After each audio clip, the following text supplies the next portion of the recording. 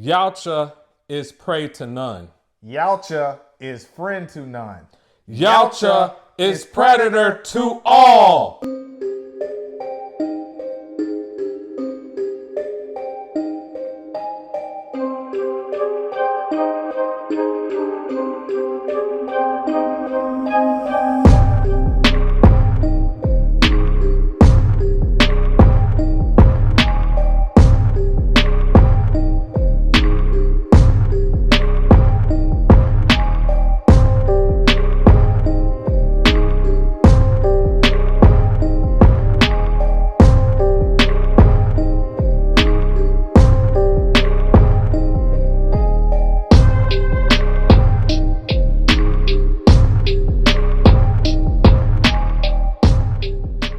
Predator Badlands, directed by Dan Trachtenberg, stars Elle Fanning as Thea, a damaged synthetic from Weyland-Yutani Corporation, and Demetrius Schuster Kalamentagi as Deck, a young outcast predator.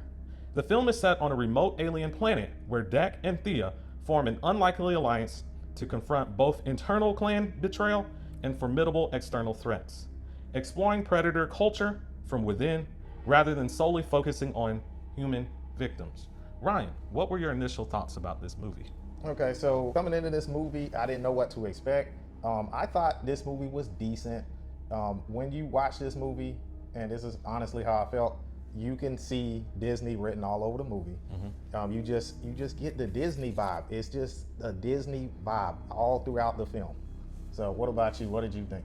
So I definitely did pick up on the Disney vibe about this movie. It was very apparent of the touch that Disney had. We call it the Disneyfication of this film. And so there were some positive things about that, as well as some concerns that I have about that. And we'll talk a little bit more in detail about it coming up. Okay, guys. So next we're going to talk about our positives for Predator Badlands. So one of the positives that I saw in this film that I took away was the acting. So you had the performances from Elle Fanning, and then I believe it was Demetrius Schuster, and I think his name is hyphenated. I cannot pronounce his hyphenated last name. But I wanted to talk about Elle Fanning's portrayal of two characters in this film. So she portrays two different cyborgs. One of them was Thea, and then one's name was Tess.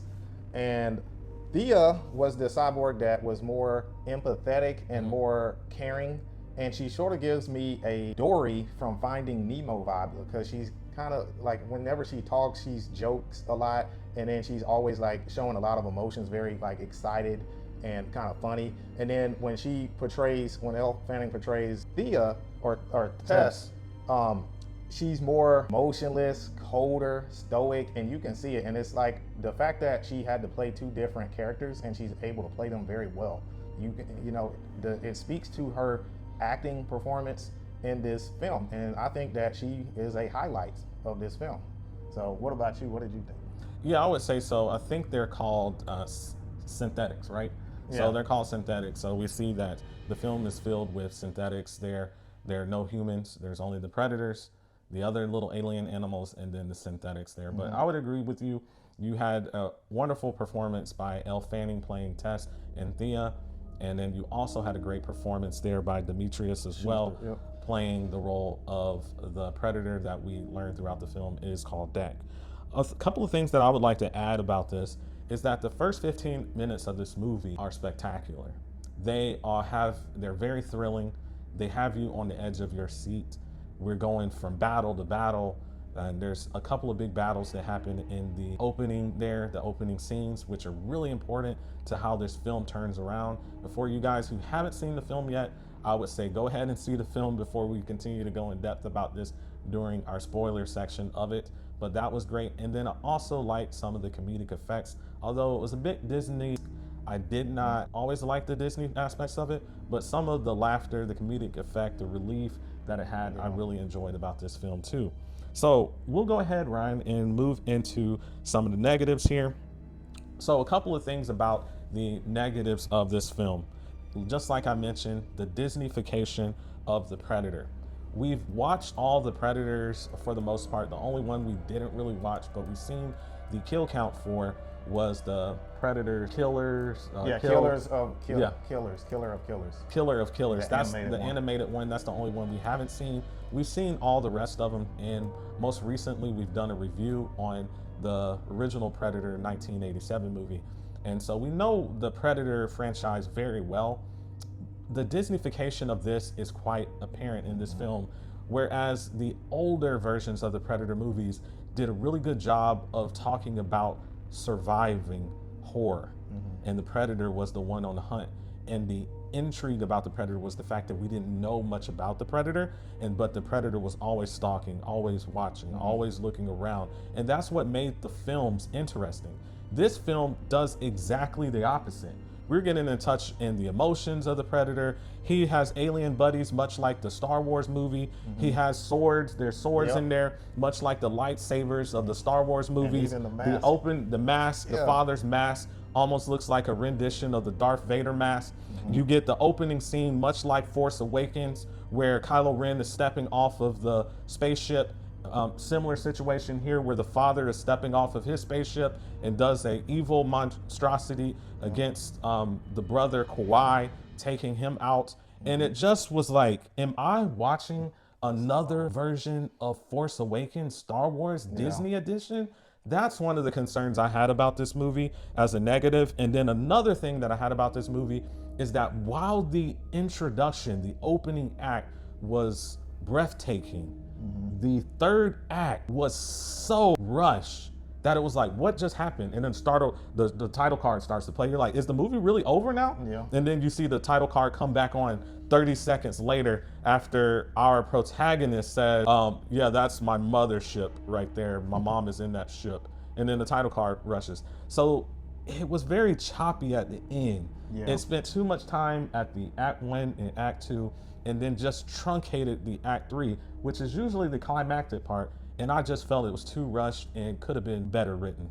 Ryan, what are your negatives? So picking off what Kevin said, so you almost wonder if there is a director's cut out there of this film, like a director's cut version that would have been entirely different, because like what you said, you felt like it was very choppy and cut. It's almost as if Disney was mandating that the director do certain things in the film, because you see it feels so templated. You have the little cute baby alien looking thing. Bud. Like it's almost like Baby Yoda, reminiscent to that. And then that little robot on Force Awakens that rolls around on the ground like the whole movie that follows him around. It's like it's so similar, very similar. And it's like this movie has like the tone in the beginning is not the same tone in the second half of the film. Like the tone that it sets in the beginning is more of a darker tone. It almost feels like the Predators that we've come to love and watch over 30 plus years of them being a franchise. So the movie kind of reverses, and the tone kind of becomes less. It becomes more lighter, like as the film progresses towards the second and third act. And that was an issue I had. That was a very prominent issue. So Exactly. Yep. Okay, guys. So next we're going to talk about the setting of Predator Badlands. So the setting of this film is reminiscent to a few Disney movies. Mainly, if you look at some of the Star Wars movies, you can sort of see a resemblance. So you see, even in the opening scene, there is a scene with a desert landscape where you have a character riding on some type of futuristic vehicle where it's hovering over the ground, much like some of the Star Wars films that you've seen.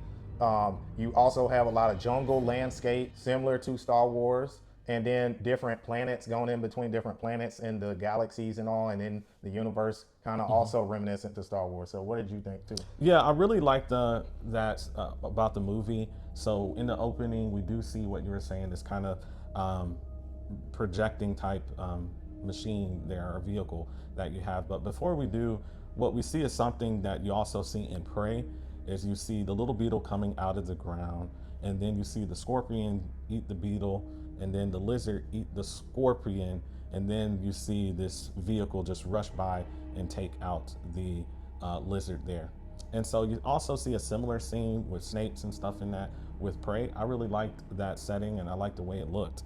Ryan, what was one of the themes that we're going to be discussing today?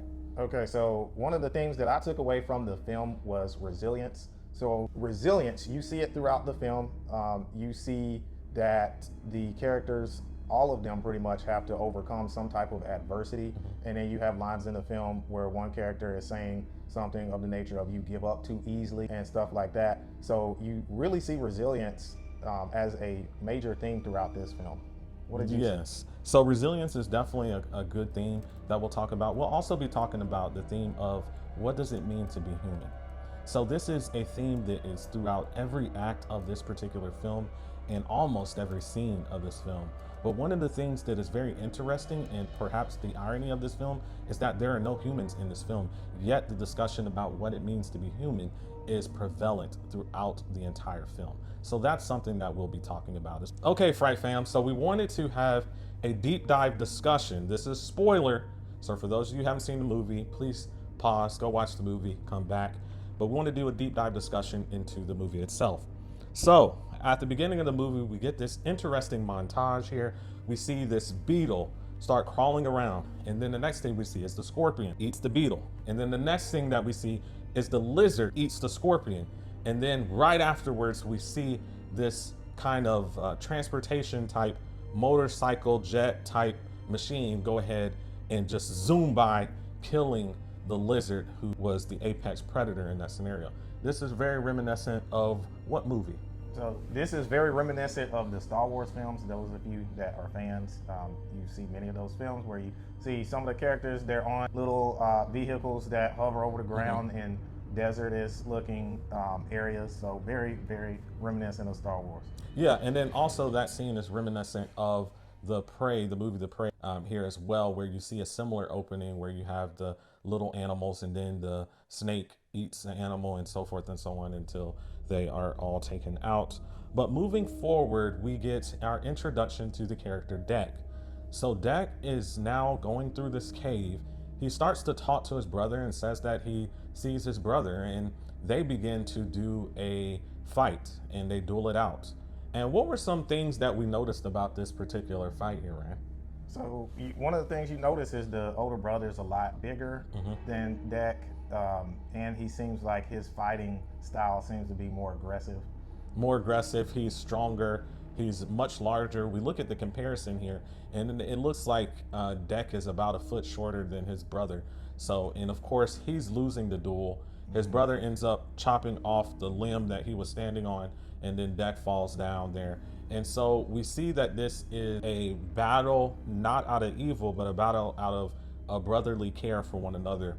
How the older brother is trying to prepare and strengthen Deck for his journey to go on his hunt, which all the predators have to do to go on a hunt, pick a planet, find a prey, and then you have to bring that prey back and you have to kill it and bring it back to you in order to be a part of the clan, because that is your trophy there.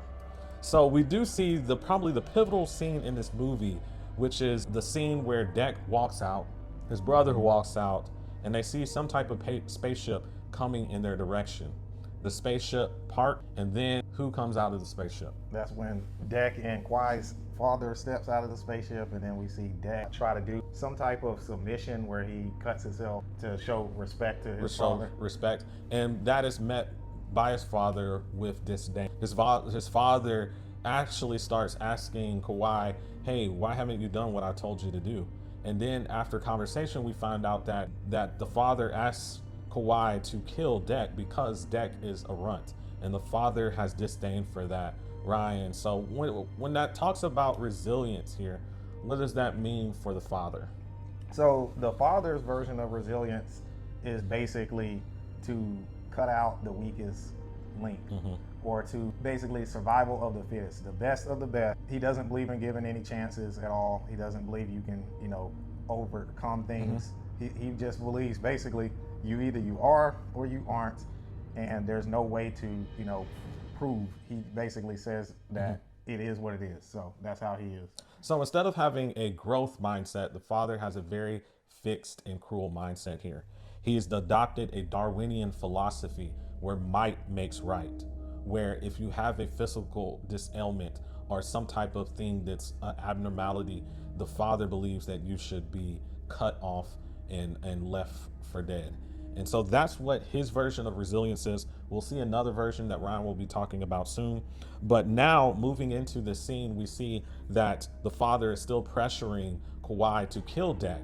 And there, what he does is the father puts the little net trap out, which Deck gets tied up in, and he can't move. And he's trying to move to the best ability, but he can't. And then he tells the brother Kawhi to go ahead and take Deck out.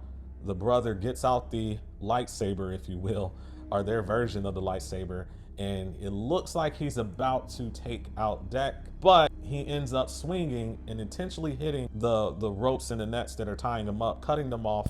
And then he has this thing that he put on Deck, which throws Deck back into the spaceship, and then it locks the glass door to the spaceship there. Once the father sees that his son has disobeyed what he told him, what he does is they get into a fight, a duel to the end. The father uses his invisibility cloak to give himself an advantage, ends up chopping off his oldest son, Kawhi's, one of his arms, the arm that has gadgets with the wrist, and then he beats him up pretty bad, leaving him to be crawling on the ground. And we're thinking it's showing the film footage is showing him crawling what appears to be the lightsaber type weapon. But instead of getting the lightsaber, what he does is he reaches out and gets the arm that was chopped off, touches it, and puts in the code to lock up the spaceship that Deck is on, and to send Deck off to the world called Jimena, which is the Death Planet, not out of bad, because out of evil intent, but out of good intent, because that was the place that just right before Deck told his older brother he wanted to go hunt the Callus, the big evil being out there, or what supposedly is the evil being, for his trophy. So his brother's doing this out of love, and then what happens once he has done that? So that's when we get to, okay, so that is when Deck's father basically executes it. Yeah, basically executes him, and then so we see the spaceship flying, about to launch off, and then Deck is looking and sees his brother get his head unfortunately taken off there. So we also mentioned the Death Planet Jimena. So when we move into the Death Planet of Jimena, we see that this is a planet that is called the Death Planet because everything in it is meant to be against you. We see it's against our protagonist here, Deck. So Ryan, what do you think having a planet like this would do to someone as far as building resilience? So if you can get through this planet, you can get through a lot, because like Kevin just said, everything there, like most of the stuff there, like all the creatures, everything from the grass to the plants, everything there is basically designed to kill our main character. So he's got a lot to overcome, as we see. Yes, so we're seeing tree roots and everything going against him. And then it gets to the point to where he's seeing like these plants that have needles, like poisonous, paralyzing type needles with toxins and stuff. Yep. And so he's walking and he starts to hear the voice of our other protagonist called Thea. And Thea, we notice, is missing her legs there. We see that we later find out that she's called a synthetic or a synth, and that she is a special type of synth because she has the ability to understand human emotions and have sensitivity to human emotions. So she is calling out to Deck, telling him, hey, if you do this, you're going to end up being taken out by the pterodactyl that's flying down and dropping rocks. Go ahead and give me your weapon and I'll help you out. And so Deck is reluctant. He's ignoring her. And we see that throughout this film, how that works out. But he's ignoring her until the very end, where he is hit by the toxins there from the plant that start to paralyze him. And right before he's paralyzed, he throws the weapon over to her. She comes over. She ends up without any legs, able to defeat this humongous pterodactyl. And then she starts talking to Deck. Right? Yeah, so it was interesting to see how Thea was able to take out this large predator with no legs. That was kind of interesting. It was interesting to see that. We also see two sides of Thea. We see someone who is very useful, very powerful, but at the same time, very empathetic as well. So the power that she has, as well as the empathy that she has, that they're both there, not just one of those. We also meet our good friend Bud. So Bud is this little alien type creature, which is reminiscent of, Baby Yoda and other kind of creatures that you'll see in Star Wars that have a comedic effect. at least we think at this particular time. And so he seems to be getting in the way as they go on their first hunt. But we find out as this treetop type humongous creature is about to eat up Thea and Deck, he jumps in the mouth with them. And then as this creature is trying to chomp down, it stops because Bud is, I guess, somewhat so powerful that it will not eat Bud. And therefore it releases all of them from that situation. Then we see other scenes where they're hanging out, they're resting and things of that nature. And you can tell that Deck has a disdain for Bud because Bud is mimicking him. He's copying every movement and stuff. And we find out that when they wake up, he leaves Bud, even though Thea tells him to gather Bud, but because she has no legs at the time and can't do anything about it, he leaves them behind and they go off. And then the next conversation is kind of at the waterfall. Yeah. There, and then that's the wolf analogy. So do you want to talk about the wolf analogy that Thea mentions? So that's the wolf analogy. Thea, pretty much she tells Deck, hey, on Earth there's this apex predator called a wolf, and then it piques Deck's curiosity, and then she tells him that the wolf, they thrive in packs, and she says that there is what is called an alpha wolf who is the leader of the pack, and then Deck is like, oh, the alpha wolf must be the baddest killer and have like most of the kills, and then Thea tells him, no, the alpha wolf is not the one that kills the most, but the one that protects the pack. So this was a metaphorical element given to us in this movie where we see our main character Deck kind of change in his, we kind of see what will be to come in his character arc. Yep. And from there he starts to see that it's not just about killing, like how his father.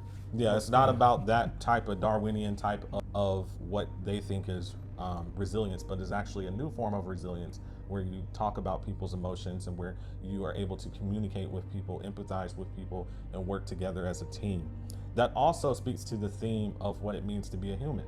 This wolf analogy speaks to that because we see here with the wolf analogy is that one of the things that differentiates humans from robots is, in many ways, is that humans have emotions. We're able to understand, empathize, be able to understand how other people think, whether that's cognitive empathy through imagining how they think, whether that's emotional empathy through sharing similar experience and understanding each other because of similar life experiences, or that's empathic concern where you move into wanting to help, a will to help those in crisis. So we see that there through our character Thea, and we continue to see that and how that helps Deck develop and become a dynamic character as this film progresses here.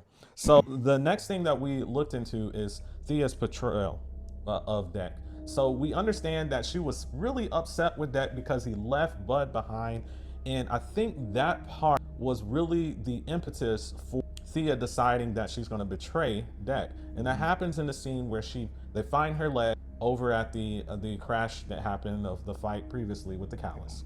And she's starting to put her legs together and she's sending codes over to her sister and then also the rest of the group there who her sister is with. And what's the name of the corporation? Weyland-Yutani. So the Weyland-Yutani Corporation, and for those of you who are Alien fans, you know that that corporation is one of the big factors in the Alien franchise. So that may be something to come in future movies. But we digress. The betrayal was hurtful to our character Deck because he starts getting angry. You betrayed me and this kind of stuff in his own language here. And then as soon as that happens, the callus appears and Deck has to battle the callus. He fights, he starts chopping off the tail a little bit, and then tries to chop off the head of it. But each time he does this, he finds out this is to no avail because the callus has regenerative powers. Right? And so what were your thoughts when you saw those scenes? So that kind of brought me back to some of the childhood Disney movies that I used to watch, like I'd say Hercules. Like I remember there's one portion of that animated film where Hercules cuts off this dragon, I guess 3-headed dragon's head, and then the head just grows right back, and that's when he's realizing that it's not going to be that easy to, to defeat this beast. So yeah, that's what that reminded me of. So we see that there's this formidable foe here. As far as evolution is concerned, this is the Darwinian might makes right, the survival of the fittest here. because this foe is the fittest, at least we see at this time. But right after that, we see a lot of the technology come in. Thea's sister Tess finally arrives at the scene with her group of synthetics as well, an army of synthetics, and they end up taking out the callus. And the way that they take it out is by freezing the callus with a freeze bomb. And so they freeze everything up, and then they board it up onto their main ship there. And then, of course, they have as well Deck locked up, and also our protagonist there, Thea. And so in this ship, we see a kind of a battle similar to the way that we see later in this film, a battle between relatives. So the two sisters, Thea and Tess.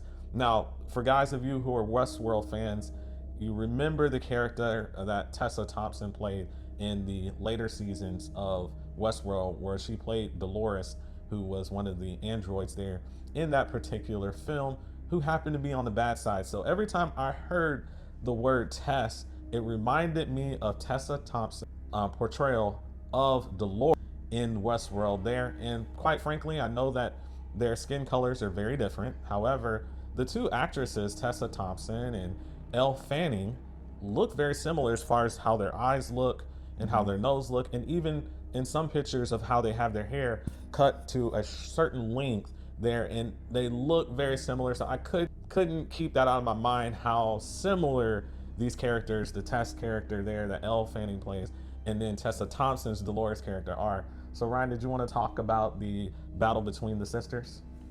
Pretty much you had Tess, who was the evil synthetic or emotionless synthetic, and then you have Thea, who's one of our protagonists.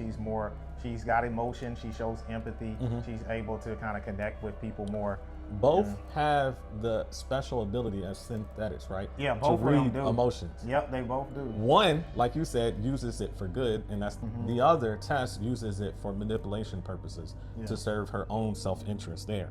So what happens is, in long story short, a Deck is able to escape with the help of Thea, but Thea is still captured there, and Deck jumps off of the ship, and then he goes back to Jenna. So this is that last story that, if you will, the montage, if you've seen the Rocky movies, the montage right before the big battle here, in the final story of resilience, right? So what were some of the things our character Deck did in returning back to the Death Planet? What did he do to kind of build up his resilience? Okay, so he's gathering some of those species of animals or aliens, whatever you want to call them, because they're on a different planet. But he's gathering those up. He's using what he learned when he first made his, when he was going through the planet on his, when he first arrived. He's getting like the caterpillars and some of the, I want to say it was like an eel or some lizard-like creature. Yeah, so he gets the eel, he feeds the eel, gets that, and wears it on his shoulder, and what else? Yeah, and then I think he also got one of the tooth of the callus to use as a weapon as well. And then he finds out, or he goes. What character does he get? He goes back and gets Bud. So the whole thing that kind of separated our two main protagonists is the decision that engages to leave Bud behind. What he does is he actually goes back and actually gets Bud and takes him with him for the final battles here. So we'll go ahead and get into our final battles, the first of the two final battles here. So the first of the two is back at our favorite corporate headquarters. Ryan, can you give me that name of that company again? Weyland-Yutani. So Weyland-Yutani. So what happens is that Bud and our protagonist Deck go back to the place late at night, and then they start picking off the synthetics there. They also bring along with the legs of Tess. Not Tess, but of Thea. Thea's legs as well, and then even the legs start getting into fights with some of the synthetic. Boom, boom, boom, boom, boom, boom, boom, boom, boom. Long story short, Thea gets her legs back, and now we see her walking uprightly with her legs, and they unleash the cow again, which had been in prison at the headquarters there, and then the cow and has a big battle. A big battle. It kind of reminded me of Godzilla, King Kong and Godzilla movies. So there's a battle there, and so there's what's called the power loader. That, if you guys are familiar with the Alien franchise, you know what the power loader is. And the antagonist Tess is in the power loader, and she's trying to take out Deck. And then along the way, the callus jumps in and starts fighting her. and she seems to lose the battle as the callus eats a lot there. So it seems like, okay, this is over, we're good to go. And then what happens to the callus once it reunites with its daughter, who is Bud? We find out the daughter is Bud, and then also greeting there our protagonists Deck and Thea. So that's when there is the use of one of those grenades. Yeah, the freeze bomb. Yeah, the freeze bomb grenade. I believe it's one of the Predator's weapons. But that's what Tess does while she's in the stomach of the callus. And the callus ends up dying. So the callus ends up dying, gets shredded into millions of pieces there, and then out walks Tess. And then this is the only time that she's willing to agree that there's a familial bond between her and Thea. That she says, "You betrayed me, sister." And all along, she was not saying that they were family, that there was no human like familial connection. And now she's saying this, but at that time, Deck walks from behind and takes her out. And then our good buddy Bud and does the whole Predator thing where you rip out the spine of the villain there, or the prey.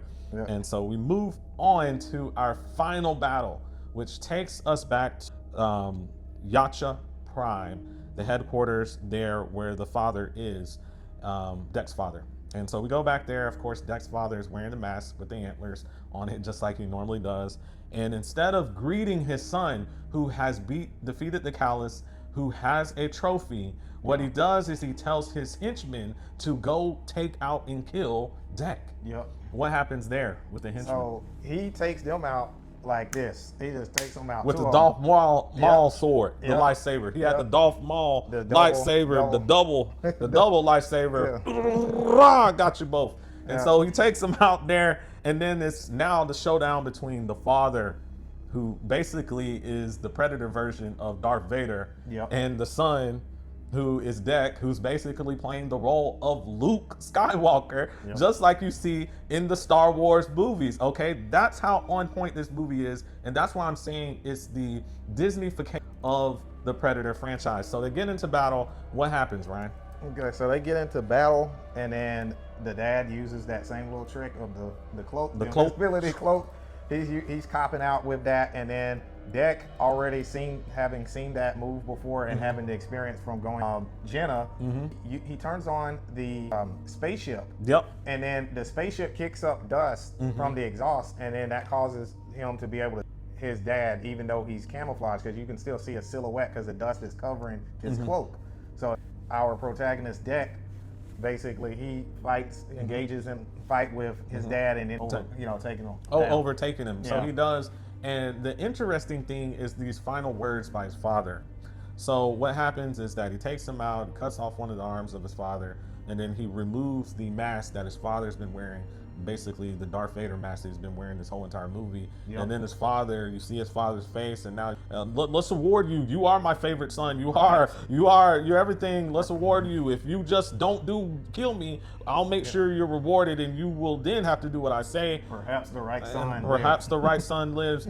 And this kind of cowardly tone. And that's the version that we see of the father's version of resilience. Resilience as a Darwinian nature, what the story is telling us, is cowardly, and in the end, versus the other version by Thea, it is one that is engaged by Deck and wins in the end. That is an incredible conclusion as we see our protagonist Deck take out his father there, and we see that the human nature, wanting to love other people, being resilient through connection rather than isolation, and being sharing and caring rather than selfish stealing and killing, is what prevails in the end. And then we get our last, our two title cards. The first Predator Badlands title card appears, and then we think, okay, is the movie over? Then it goes back into the scene, and we see that Thea's asking, what's that spaceship over there? And then what does Deck say, Ryan? So Deck's like, oh, that's my mom. So all this whole movie, I had questions about, where are the women? Where are the women female Predators? And then now we're about to perhaps see in the film, hopefully pretty soon. So Ryan, what were your final thoughts and your Fright Brothers grade of this film? Okay, so my final thoughts are, it was a pretty good film. It hit on most of the things, qualities, and elements you want to see in a film. So this is definitely a film that I would recommend that you go see. Where I would have to critique it and nitpick is it's a film that I feel like I've seen before. So some of these things, they're kind of repetitive, especially when you see a lot of Disney movies. They sort of share a lot of the same themes. So with me, I would have to go with giving this a Bark Plus on our Fright Brothers grading scale. On a standard grading scale from 1 to 10, I would have to give it a 6 out of 10. So what did you think about it? So I'm gonna start off with my grade and then I'll explain. So my grade for this film is a ground minus. So for me, that would be the equivalent of a B minus, if you will, if you're in school or have ever gone to school. This film was a little bit above average to me as far as this willingness to be different, in the sense of having protagonists, or at least one of the protagonists, be the predator, and understanding the human nature of this type of alien creature. The downside about this film is it's over reliant on old tropes from Star Wars and Disney movies. And like we talked about, Ryan, is that this movie seems to not be a full reflection of the actual director here. And what it seems as though is that Disney walked up to this director who had just made a wonderful movie with the Prey, which is our favorite Predator movie. And here's the thing, that was released on Hulu. And now that this is the one that he's doing his directorial debut in the Predator franchise on the big screen, they told him, hey guys, or it seems as though they told him, hey, listen to me. I want this to be PG-13 so we can have a family appeal at the box office to get more money. I also want you to have a character in the who is the Baby Yoda, or one of the little small robots that we usually see, to add a comedic effect like we see in the Star Wars. I also want you to borrow from Force Awakens, right? Where you have the opening scene basically being a Force Awakens scene. And I also want you to borrow from the original Star Wars by having a duel between father and son, where son is the good guy, father is the bad guy, and father usually wins, but this time he loses to the son. So they told him to stir that pot. That's the formula. If you want this to be really the big screen, that's the formula. And then they told him, here's your template, here's what you can work. Ta-da! And so that's the biggest criticism that I have. I don't think it's a reflection of the director himself. I think it's more of a reflection of Disney themselves and the over-reliance on old tropes there. So those are my final thoughts. So Ryan, what do we have going on next? So next, we are going to continue working on the Scream franchise and also the Predator, some of the other installments of the Predator franchise as well. So we would like to know your thoughts about this movie. Did you enjoy this movie? What did you enjoy about it? Did you feel like there was a Disney-fication going on like Star Wars about this movie? Please leave those details in the comments below. Remember, we're trying to build a channel and we invite you to share your views because we're interested in your views as long as you keep them respectful of others. And remember, Fright Fam, be watchful.